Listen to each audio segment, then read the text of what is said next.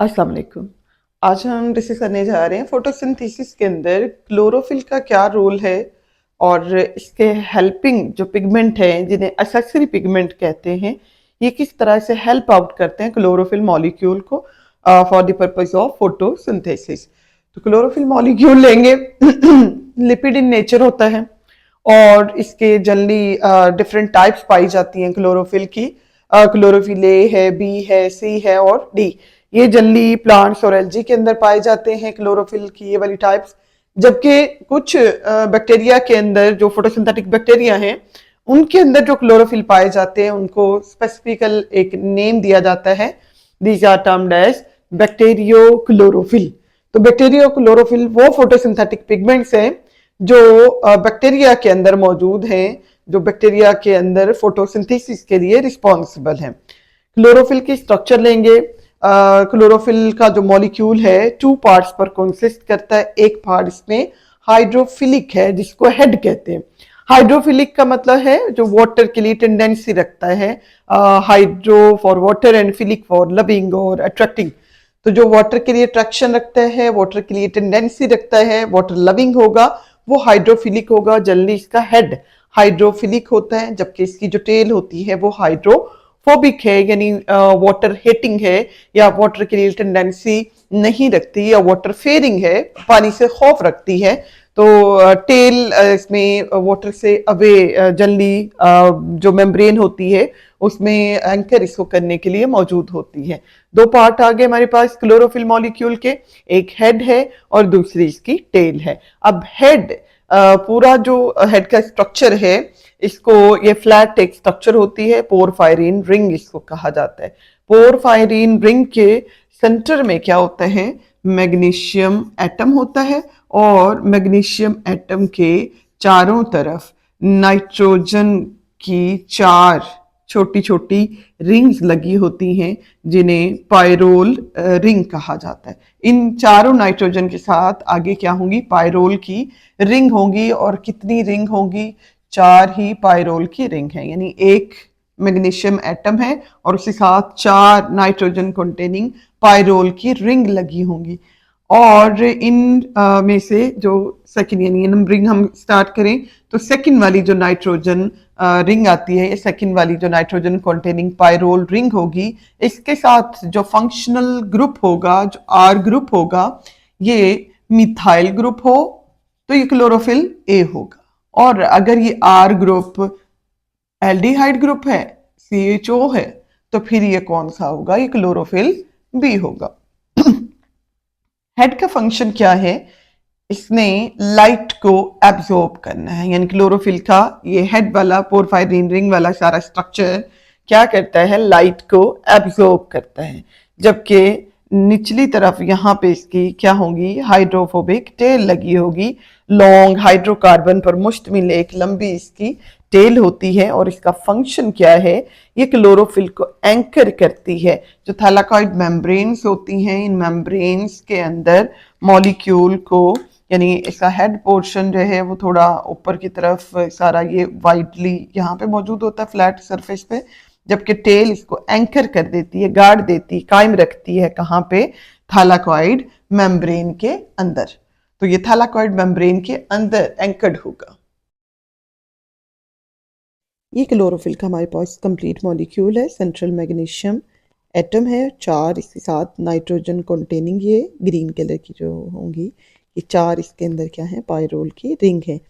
और का इसमें जो सेकंड वाली पायरोल रिंग होती है, इसके साथ आर ग्रुप, अगर तो मिथाइल ग्रुप होगा तो क्लोरोफिल ए होगा, और अगर ये आर ग्रुप एल्डिहाइड ग्रुप है तो ये क्लोरोफिल बी का मॉलिक्यूल होगा। अच्छा, अब इसमें जो चौथी इसके अंदर पायरोल की जो रिंग आ रही होगी, ये वाली इसके साथ यहाँ पे अटैच है क्या, ये एक लंबी हाइड्रोकार्बन की चेन जो हाइड्रोफोबिक होती है और इसको ये फिक्स रखती है, गार्ड के रखती है थैलाकॉइड मेम्ब्रेन के अंदर। और ऊपर वाला सारा स्ट्रक्चर ही पोरफायरिन रिंग है और ये इसकी हाइड्रोफोबिक टेल होती है। लाइट की एब्जॉर्प्शन लेंगे। क्लोरोफिल मॉलिक्यूल किस लाइट को एब्जॉर्ब करता है, किस फ्रैक्शन को एब्जॉर्ब करता है, तो वायलेट टू ब्लू को इससे जल्दी एब्जॉर्ब करना है, एंड ऑरेंज टू रेड जो फ्रैक्शन है लाइट की उसको मैक्सिमम एब्जॉर्ब करना है, यानी मैक्सिमम एब्जॉर्प्शन रेट और मैक्सिमम एब्जॉर्प्शन जो इसकी पीक्स हैं ये इन दो रेंजेस के अंदर क्लोरोफिल की मिलती हैं।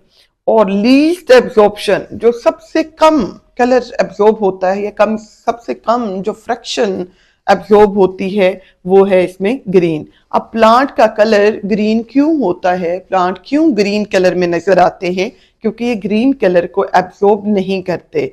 लाइट में जितने फ्रैक्शंस होते हैं उनमें से जिस फ्रैक्शन या जिस कलर की कोई चीज नजर आ रही होती है उस कलर को एक्चुअली वो रिफ्लेक्ट कर रही होती है, बाकियों को एब्जॉर्ब कर लेती है। तो ये रेड क्यों नजर आ रहा है, क्योंकि ये रेड कलर को रिफ्लेक्ट कर रहा। अगर कोई चीज ग्रीन नजर आ रही है तो इसका मतलब है वो ग्रीन कलर को रिफ्लेक्ट कर रही है। ये व्हाइट और ब्लैक पे सिर्फ एप्लीकेबल नहीं होता, क्योंकि ब्लैक कलर हर जो कलर होगा, हर जो मतलब कह ले फ्रैक्शन होगी उसको एब्जॉर्ब कर देता, तमाम रंगों को एब्जॉर्ब कर लेता है, किसी कलर को ये रिफ्लेक्ट नहीं करता, इसलिए ये ब्लैक में नजर आ रहा है। जबकि व्हाइट कलर की खासियत ये होती है कि ये तमाम जो रंग होते हैं, तमाम जो इसमें फ्रैक्शंस होती हैं लाइट की, उनको रिफ्लेक्ट कर देता है और एब्जॉर्ब किसी को नहीं करता। तो ये व्हाइट एंड ब्लैक का ये वाला कॉम्बिनेशन है कि एक तरफ टोटल रिफ्लेक्शन है व्हाइट में, एक तरफ टोटल एब्जॉर्प्शन है ब्लैक में। तो ये वजह हम गर्मी में लाइट कलर पहनते हैं या व्हाइट कलर पहनते हैं, क्योंकि वो सारे कलर्स को रिफ्लेक्ट कर देता है और कूल नेस को फील करवाता है बॉडी को। जबकि ब्लैक कलर या डार्क कलर जो है वो सर्दियों के लिए मखसूस है, क्योंकि मैक्सिमम वो लाइट को और हीट को एब्जॉर्ब करने की सलाहियत रखते हैं। तो रेड क्यों रेड है, क्योंकि रेड को रिफ्लेक्ट कर रहा है। और ग्रीन क्यों ग्रीन है, क्योंकि ग्रीन को रिफ्लेक्ट कर रहा है। ऐसे ही ब्लू कलर जो है ब्लू में क्यों अपेयर हो रहा है, क्योंकि वो ब्लू कलर को रिफ्लेक्ट कर रहा होता है। तो प्लांट्स इस वजह से ग्रीन नजर आते हैं क्योंकि वो लाइट को क्या करते हैं, ग्रीन कलर की लाइट को वो रिफ्लेक्ट करते हैं। अच्छा जी, और ये लीस्ट एब्जॉर्प्शन है, यानी ये एब्जॉर्ब नहीं होता, ये रिफ्लेक्ट हो जाता है। बाकी मैक्सिमम कलर्स प्लांट्स क्या करते हैं, उनको एब्जॉर्ब कर लेते हैं। अब फोटोसिंथेटिक पिगमेंट्स के साथ या क्लोरोफिल के साथ जो मेन इनका जो शेफ कह लें कि रेसिपी का है, उसके साथ हेल्पर भी हैं, कुछ मददगार पिगमेंट्स भी हैं। और इन पिगमेंट्स को क्या कहते हैं, एक्सेसरी पिगमेंट्स कहते हैं। Accessory pigments other than chlorophyll a main pigment है फोटोसिंथेसिस का, जबकि क्लोरोफिल ए के अलावा जितने भी पिगमेंट्स हैं, क्लोरोफिल बी है, कैरोटीनॉइड्स हैं, कैरोटीन्स है, ज़ैंथोफिल है, फाइकोबिलीन्स हैं, एटसेट्रा, ये तमाम मददगार पिगमेंट होते हैं, क्लोरोफिल ए को हेल्प आउट करते हैं। इनका काम क्या होता है, इन्होंने डिफरेंट फ्रैक्शंस यानी अदर देन क्लोरोफिल ए जो लाइट एब्जॉर्ब कर रहा है, उसके अलावा जो बच जाने वाले फ्रैक्शंस होते हैं उनमें से कुछ को क्लोरोफिल बी एब्जॉर्ब करता है। जो क्लोरोफिल बी एब्जॉर्ब करता है वो क्लोरोफिल ए नहीं करता, जो क्लोरोफिल ए करता है वो क्लोरोफिल बी नहीं कर सकता। ऐसे कैरोटीन अपने जो है ना मखसूस इसमें जो एब्जॉर्प्शन है, इसमें कैरेट का जो कलर है यानी ऑरेंज रेड जो कलर है, उनकी मतलब कह लें कि ये कैरोटीन उसके अंदर मौजूद होती है। और इसमें ज़ैंथोफिल्स मौजूद हैं, इनकी फ्रैक्शन लाइट की एब्जॉर्प्शन की और है। फाइकोबिलीन्स हैं, ये ब्लू ग्रीन पिगमेंट्स होते हैं, जनरली पाए जाते हैं साइनोबैक्टीरिया के अंदर, जिन्हें ब्लू ग्रीन एल्गी भी कहते हैं, तो उनके अंदर ये मौजूद होते हैं। फाइकोबिलीन्स की बात करें, ज़ैंथोफिल की बात करें, ये ज़्यादातर, और कैरोटीन, ये ज़्यादातर कहाँ होंगे, ये फोटोसिंथेटिक बैक्टीरिया के अंदर और एल्गी के अंदर मौजूद होते हैं। जबकि क्लोरोफिल ए, क्लोरोफिल बी और बाकी उसी तमाम एग्जाम और इसी तरह कैरोटीन और कुछ फ्रैक्शंस जो ज़ैंथोफिल की हैं, ये प्लांट्स के अंदर और ग्रीन प्लांट्स के अंदर और एल्गी के अंदर मौजूद होते हैं। अब एक्सेसरी पिगमेंट का मेन काम क्या है, ये मेन काम है इनका लाइट को एब्जॉर्ब करके ये प्रोवाइड करेंगे किसको, क्लोरोफिल ए को, जो कि मेन फोटोसिंथेटिक पिगमेंट है जिसने फोटोसिंथेसिस करनी है। और इनका जो ऑर्डर होता है, कैरोटीन और कैरोटीनॉइड्स लाइट को एब्जॉर्ब करते हैं और लाइट को एब्जॉर्ब करने के बाद ये प्रोवाइड कर देते हैं, यानी डायरेक्ट इन्होंने फोटोसिंथेसिस नहीं करनी, लाइट को एब्जॉर्ब करना है। लाइट को एब्जॉर्ब करने के बाद ये लाइट को हैंड ओवर करेंगे और प्रोवाइड कर देंगे क्लोरोफिल बी को। क्लोरोफिल बी खुद भी कुछ फ्रैक्शंस ऑफ लाइट को एब्जॉर्ब कर रहा है और कैरोटिनॉइड से जो एब्जॉर्ब की हुई लाइट है उसको भी ले रहा है, और ये सारी लाइट जो इसने खुद एब्जॉर्ब की या इसने कैरोटिनॉइड से ली, उन सबको इसने क्लोरोफिल ए को हैंड ओवर कर देना है। क्लोरोफिल ए खुद भी लाइट एब्जॉर्ब कर रहा है और क्लोरोफिल बी से हासिल शुदा, इससे जो रिसीव हुई है, इसको एब्जॉर्ब हुई हुई लाइट, उन सारी जो मतलब लाइट एक्चुअली जो है ना वो क्या इलेक्ट्रोमैग्नेटिक वेव्स है या फोटोन है, एनर्जी है, तो वो एनर्जी जो इसके पास इसने खुद एब्जॉर्ब की और वो एनर्जी जो इसको मिली है उस सारी एनर्जी को इसने फोटोसिंथेसिस को ड्राइव करने के लिए यूज करना है। एक्सेसरी पिगमेंट इसमें दो तरह से काम कर रहे हैं। एक तो लाइट को एब्जॉर्ब करके फोटोसिंथेसिस को और फोटोसिंथेसिस की जो पीक्स हैं या उसकी जो इफेक्टिवनेस है उसको बढ़ा रहे हैं, उसका रेट हाई कर रहे हैं। दूसरा काम इनका क्या है कि जो एक्स्ट्रा लाइट एब्जॉर्ब हो रही है, एक्स्ट्रा फ्रैक्शंस एब्जॉर्ब हो रही हैं, अगर वो एब्जॉर्ब ना हो तो वो क्या कर सकती हैं, इसमें पौधों के अंदर मौजूद बहुत सारी प्रोटीन्स को डैमेज कर सकती हैं, क्योंकि एनर्जी है, तो एनर्जी है और साथ जितनी लाइट एनर्जी जो है ज़्यादा होगी, जितनी धूप तेज होगी, शिद्दत की होगी, उतनी ही टेम्परेचर भी साथ में ज़्यादा होगा, तो वो टेम्परेचर इफेक्ट कर सकता है, प्रोटीन को डैमेज कर सकता है, बाकी फोटोसिंथेटिक पिगमेंट्स को डैमेज कर सकता है। तो ये दो काम कर रहे हैं, एक तो फोटोसिंथेसिस में हेल्प आउट कर रहे हैं एक्सेसरी पिगमेंट, और दूसरा प्रोटेक्शन भी दे रहे हैं किनको, फोटोसिंथेटिक पिगमेंट्स को। ऐसे ही कुछ पिगमेंट्स ह्यूमन बीइंग की आइज के अंदर भी पाए जाते हैं, जो लाइट की कह लें ओवर जो फ्रैक्शंस होती हैं या उसके जो लाइट का जो डैमेज है उससे आइज को प्रोटेक्ट करती हैं।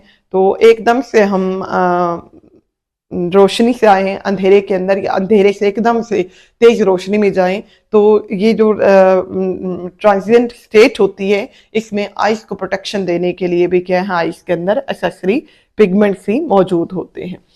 फिर एब्जॉर्प्शन स्पेक्ट्रम को हम लेंगे। एब्जॉर्प्शन स्पेक्ट्रम हमने पहले पिछले लेक्चर्स में एक्शन स्पेक्ट्रम पढ़ा था कि एक ऐसा ग्राफ है जो डिफरेंट वेवलेंथ जो कि फोटोसिंथेटिक पिगमेंट ने एब्जॉर्ब किए होते हैं उनके ऊपर रेट ऑफ फोटोसिंथेसिस को रिप्रेजेंट करता है, जबकि एब्जॉर्प्शन स्पेक्ट्रम एक ऐसा ग्राफ होता है जो डिफरेंट वेवलेंथ मतलब हर पिगमेंट ने कौन सी वेवलेंथ एब्जॉर्ब की है, क्लोरोफिल ए ने कौन सी वेवलेंथ एब्जॉर्ब की है, क्लोरोफिल बी ने कौन सी की है, ऐसे ही एक्सेसरी पिगमेंट्स ने कौन सी वेवलेंथ एब्जॉर्ब की है, उस वेवलेंथ को जिस ग्राफ में शो किया जाएगा, इस ग्राफ को कहते हैं एब्जॉर्प्शन स्पेक्ट्रम।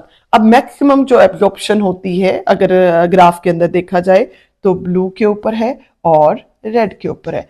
तो ब्लू के अंदर मैक्सिमम एब्जॉर्प्शन जो नैनोमीटर्स में मेजर की गई है 430 नैनोमीटर पे मैक्सिमम एब्जॉर्प्शन है, और रेड की जो रेंज है इसमें 670 नैनोमीटर की मैक्सिमम एब्जॉर्प्शन रिकॉर्ड की गई है।